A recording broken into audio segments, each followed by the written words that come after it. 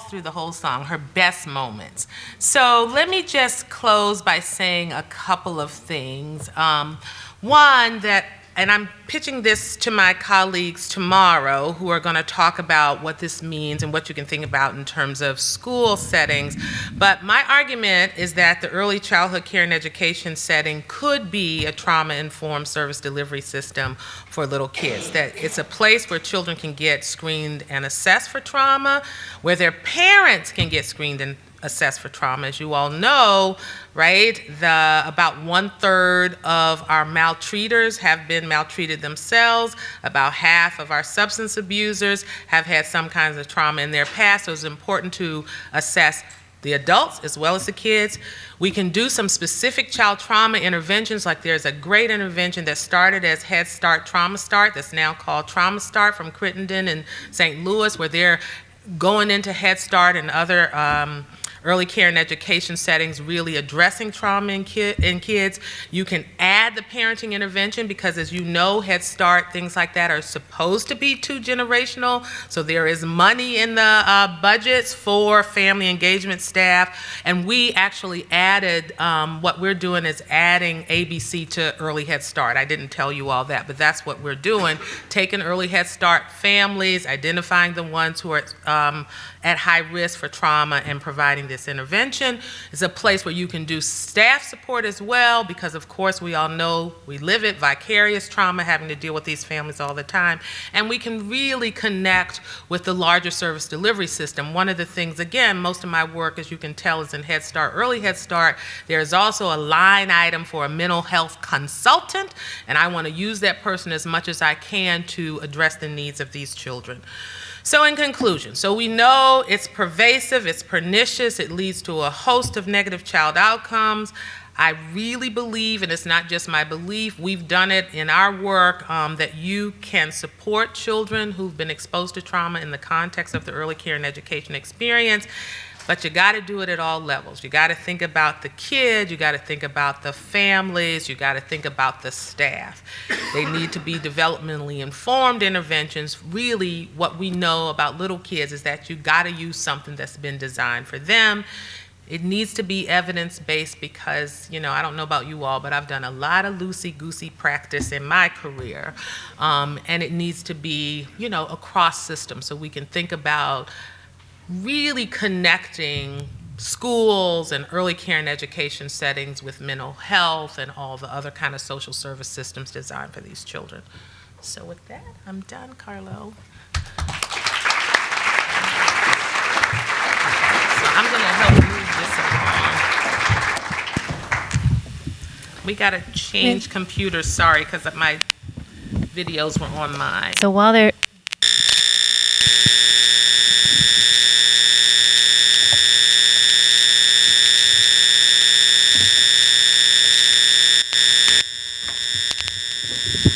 in the process of swapping out the computers, if anyone from the audience has a quick question for Dr. Harden, we have time for maybe one quick question.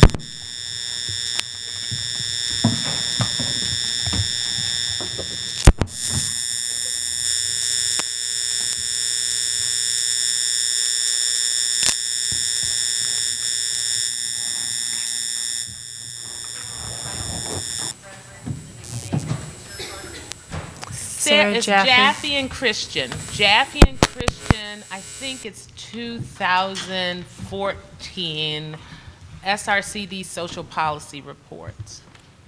You can get it free, I think, too.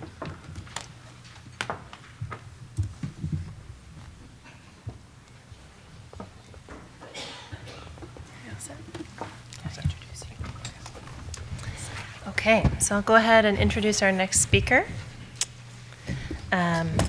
Dr. Carlo Panlilio is an assistant professor in the Department of Educational Psychology, Counseling, and Special Education, and a faculty member with the Child Maltreatment Solutions Network here at Penn State. Dr. Panlilio received his PhD in Human Development from the University of Maryland, College Park, as we now know, with a specialization in developmental science and a certificate in measurement and statistics, and was also a Doris Duke Fellow at Chapin Hall at the University of Chicago. Using a longitudinal latent variable framework, His research focuses on understanding the developmental trajectories of school readiness domains, such as emotion regulation and language skills, across the preschool years for maltreated children. Additionally, he's interested in understanding how child welfare factors such as change in placement stability and caregiver quality over time influence development, and also how these developmental trajectories predict later academic achievement, which we know is an important but often compromised process for maltreated children. Please welcome Dr. Carlo Panlilio.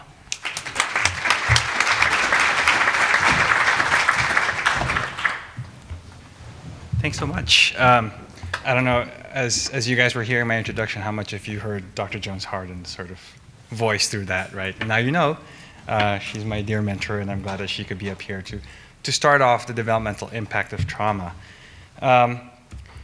Just a quick agenda of what I'll be talking about, and Brenda already covered the definition of trauma, so I'll just sort of run through that pretty quickly and really get going with the framework for understanding self-regulation in children, as well as how maltreatment affects self-regulatory processes and how this then impacts academic achievement. So I always like starting out with this interdisciplinary perspective to promote educational outcomes.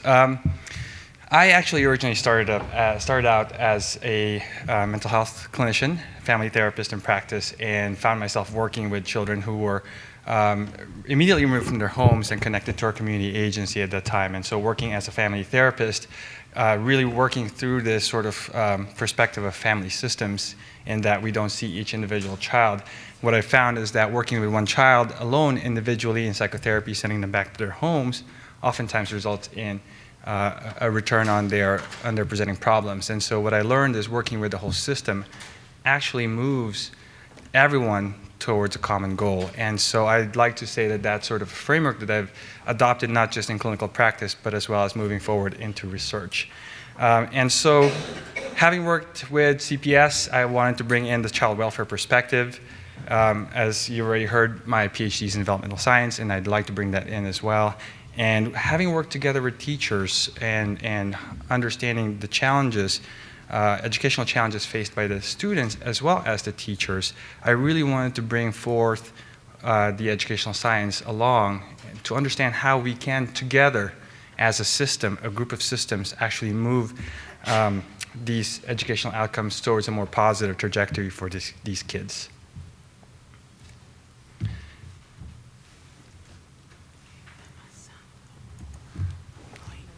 Who's going to help the tech person? Does this help? No, it's fine. Yes. Yes. I was going to say, I'm not only the speaker, I'm also a tech person. But so we already talked about this.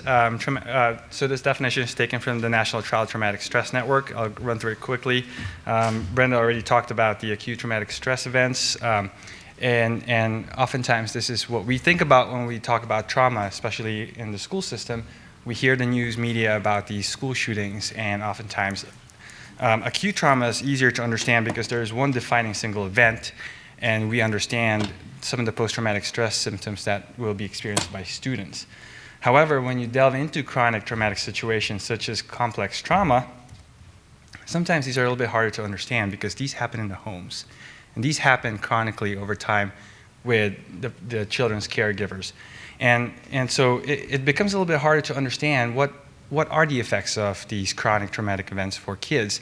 And I think this is why, one of the reasons why I want to embed the developmental impact of trauma in this conference is that, and it's funny having to say this as a mental health therapist, we need to shift our model from a psychopathology or a mental health framework, even though that is important, and I get that. But from my experience working with teachers, having seen this from, if we understand children's impact of trauma from a mental health perspective, it's very disempowering for teachers because teachers are not mental health therapists. And if we shift this from the mental health perspective into more of a developmental framework, teachers have to take classes on developmental, child development in schools, and so it might in their pre-service training, and so it might be helpful to provide a lens and a language for teachers and educators to be able to work with kids who have experienced trauma because they will be in their classrooms. And it is important to have mental health support similar to what I've done in the clinic setting, where if I just see the child, they leave and they come back and the parents don't have the tools. What if we work with teachers as well and give them the tools? And so we might be able to refer children out for mental health services, but they can also come back and know that in the school setting, the teachers are prepared to work with them and they can help shift the developmental trajectory of these kids. And I think this is where we have to start in terms of understanding why kids' development have shifted. We talked about maltreatment rates. So about 3.2 million kids received a CPS response in 2014. And so I'd like to set this up to let everyone know the extent to which this is a problem and the extent to which teachers and education education administrators will have to face. Even though only 700,000 kids were substantiated victims, think about this in terms of risk factors for maltreatment. 700,000 kids where evidence was found that maltreatment occurred. That's only evidence that maltreatment occurred. It does not say that these kids are still not at risk.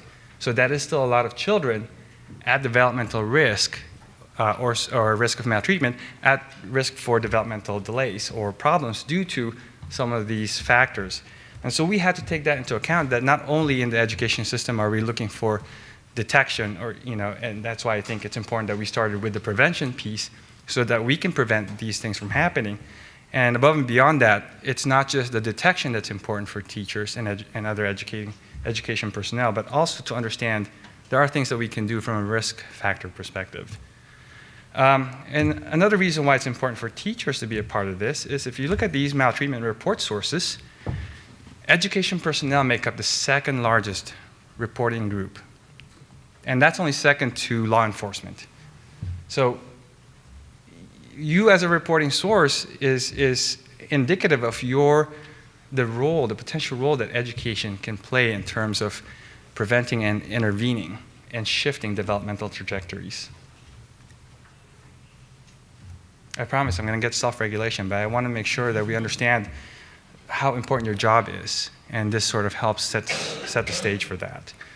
So again, this is the role of educators in preventing and responding to maltreatment.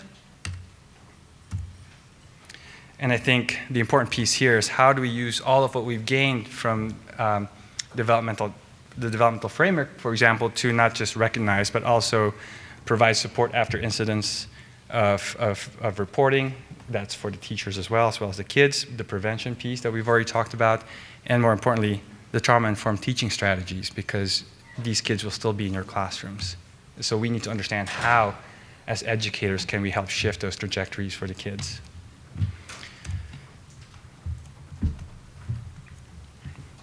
So we've already heard a lot or read a lot about the educational outcomes for kids who experience maltreatment and trauma.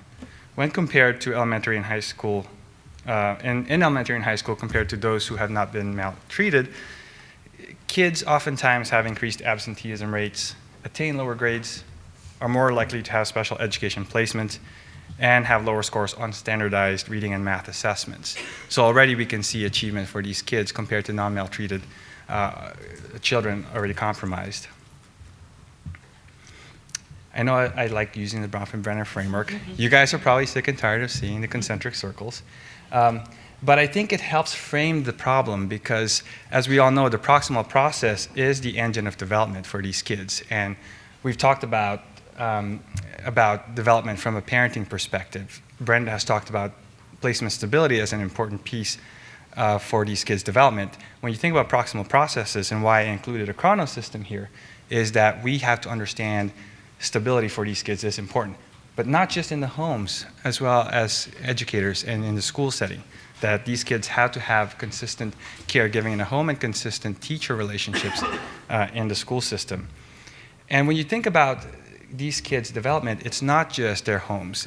Microsystem could also include the schools, which you already know about, but bring into the child welfare system, which complicates things a little bit more. And so we can learn to appreciate the complexities of the developmental context for these kids. And I think for those of you out there in policy, we can also bring in policy because that is important. Policy will provide us indirect mechanisms for change. So, so for these kids, once we understand the context, we can understand how these proximal processes can then influence core developmental processes for these kids. And it's important to understand these core developmental processes because these are the ones that are impacted by trauma and can provide us with a mechanism of change to understand some of the kids and what are some of the presenting problems that they come in with or that they show up with in your classrooms, right? And in this case, what I'd like to present, which you already know about, and that's why you're here, is a self-regulatory processes. And in this case, you can see it as a sort of mediating mechanism that explains some of the differential outcomes for these kids. So self-regulation is defined as a biobehavioral system that enables volitional control. So, effortful control for attention and emotional arousal for the purpose of a reflective and goal-directed action, right?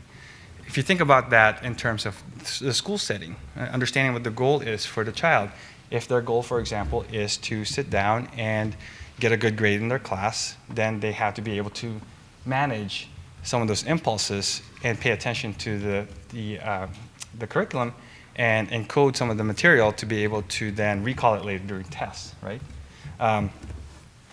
That's assuming that that goal is the same as what we consider to be the goal of education, right? As we all know, that may not necessarily be true of all students. It's composed of hierarchically organized and reciprocally integrated aspects of functioning in these domains. So it includes behavioral, cognitive, emotional, as well as physiological domains. So if you think about it in this way, it's this bidirectional relationship between bottom-up and top-down domains of self-regulation. All this to sort of form a functional organization to attain this goal.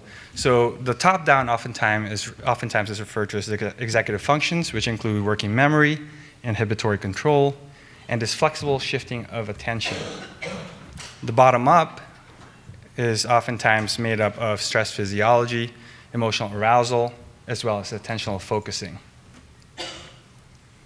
And why this is important, and what's important here is this bidirectional piece, is that the top-down, for example, which could be considered cognitive processes or cognitive self-regulation, enables reasoning, planning, problem-solving, and future-oriented thinking.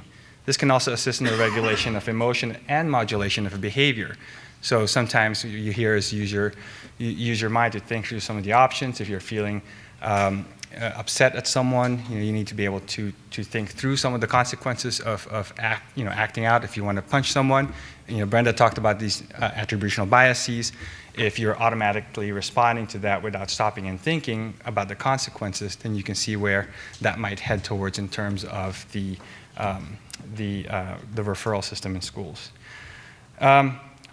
Bottom-up approaches include more automatic, less effortful processes, and this is sort of this is something that we're familiar with. It's the emotion, it's our gut reaction, and so not one is better than the other, but it's this bidirectional influence between the two that helps us attain this goal. So related to this is the notion of self-regulated learning, and so I want to kind of tie this in back into the school process. So we've talked about this in terms of the developmental perspective, and how do we bring this into the school, because self-regulation is a salient target for intervention. When you think about learning, students have to be able to engage in what's called self-regulated learning, which refers to learning that results from the student's self-generated thoughts and behaviors that are systematically oriented toward attainment of their learning goals. Again, it's very closely related, but all of the self-regulatory behaviors that the students may engage in will be related to goals in the classroom. This oftentimes is important because students will have to initiate, modify, and sustain a lot of their prepotent responses, right? How many of you guys might notice that a student would start wandering away in terms of their gaze if they're sitting in the classroom and they get bored and they look out the window? I see this in college when I teach undergraduates and I start to talk about statistics. I just mentioned the word statistics and all of a sudden Facebook goes up, or they're looking out the window. And so it's this sort of capacity to downregulate that response, to be able to pay attention. And I think I like the notion here, which students contribute actively to these learning goals rather than being passive recipients of information. And so really empowering the students, and as teachers, we should be able to tap into this notion of how do we then increase and improve student engagement in the classroom so that they can be active participants in the learning process, right? I say that here in this kind of context, which is funny because you're all passively taking this on, right? And so I'm not kind of practicing this. I'll figure this out for next year. But the learner in this case really is a little bit more an active participant in the classroom. So just a snapshot about the organization again. I really want to focus on the emotional arousal, which has been the focus of my research. So just think about this in this broader context that I'm looking at it from the bottom up. So emotional self-regulation in this case emerges out of the interplay between two powerful sets of influences, reactivity and control processes. And some of you may understand reactivity to be related to temperament. There's a prepotent disposition for a child that influences arousability of physiological, emotional, and behavioral systems. So it's this functional organization of the child's behavioral response to an emotional eliciting stimulus. Control processes, on the other hand, modulate some of these reactivities so that we meet a goal. So it's a sort of push and pull within the internal system of the individual, of the child, that helps them get towards that goal. And so as you can imagine, we've all gone through this and we've all developed successful emotional self-regulation, otherwise we wouldn't be sitting here quietly. And so you can appreciate this in terms of development at this point in time, but just understand what this is like for kids, in preschool when these skills are really forming, and then think back to understand what it's like for these kids once they experience maltreatment. You've heard a lot of the negative outcomes for some of these kids in terms of psychopathology as well as regulatory processes when they've experienced maltreatment. So oftentimes these become a little bit harder to contend with. So in early childhood, these hallmarks of successful emotional self-regulation oftentimes are evidenced by persistence during challenges, frustration tolerance, as well as compliance with and internalization of caregiver demands. So for the last bullet point there, it's how well did kids internalize some of the rules that your parents have taught you, so that when they're not watching, and I tell you not to pick up that marshmallow, right? You're not going to sit there and go, well, mom's gone or dad's gone. They come in, where'd it go? I don't know. My imaginary friend took it, right? Or you got to wipe you have it on your mouth, so I know you took it. And so that's really important.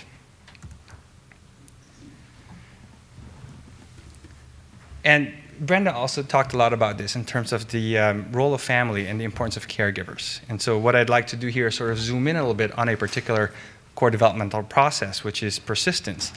So task persistence is a hallmark of early self-regulation, which forms the foundation for a successful transition to formal schooling. And you can appreciate why that is important, right? We're engaging academic activities, or we're engaging students around academic activities that will challenge their knowledge. We have to be able to give them content that's well within their zone of proximal development, so that it's challenging enough that they will persist through it, but it's not too easy that they just disengage. Development of persistence is heavily influenced by temperamental factors as well as contextual factors. So now you're starting to hear Brown from Brenner coming back. And it must be understood as a dynamic and dyadic or systemic process between the child and his or her caregiver or caregivers.